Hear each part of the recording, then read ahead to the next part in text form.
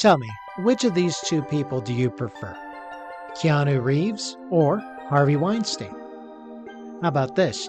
Abraham Lincoln or Bill Cosby? Or Hitler versus basically anybody? I got the feeling I could guess exactly who you picked. Why?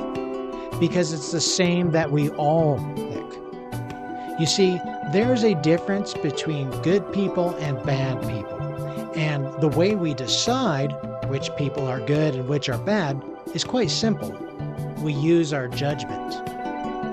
You see, judging people is not a bad thing. We use judgment not only when considering which of these two people is good versus bad, but also degrees of good and bad. We use judgment when we decide who we want to date or eventually marry. We use judgment when we decide who we want to be friends with or business associates with, who we want to work with or work for. When someone gets hired or fired, that's judgment. And we use judgment every single day, and rightfully so. It's naive to say that we don't judge or that we shouldn't be judgmental. We should absolutely be judgmental. Look, I'm not saying you should judge people based on superficial things like their fashion, their haircut.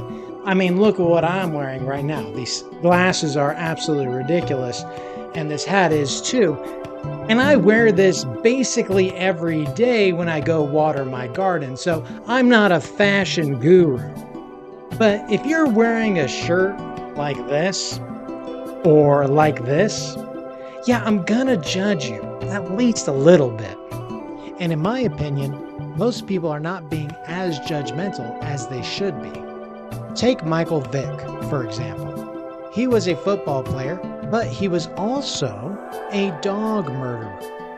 And, not to mention, he murdered dogs. This is a man who profited off of abusing and murdering innocent creatures, innocent dogs. And yet, we let him back into society. We let him back into American football. Why? Well, he said he was sorry, and he's really good at throwing the ball, so we should give him a second chance. No. He does not deserve forgiveness. Because, let me remind you, he murdered dogs brutally and profited off of it for years. And I'm not going to sit here and pretend that a person like that is of equal value to me. Why would I even pretend such a thing were the case?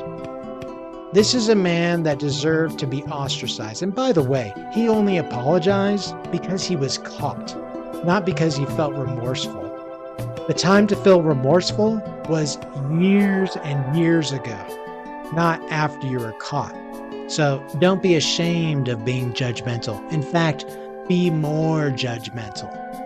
Just to clarify one thing here, obviously we should be forgiving towards other people.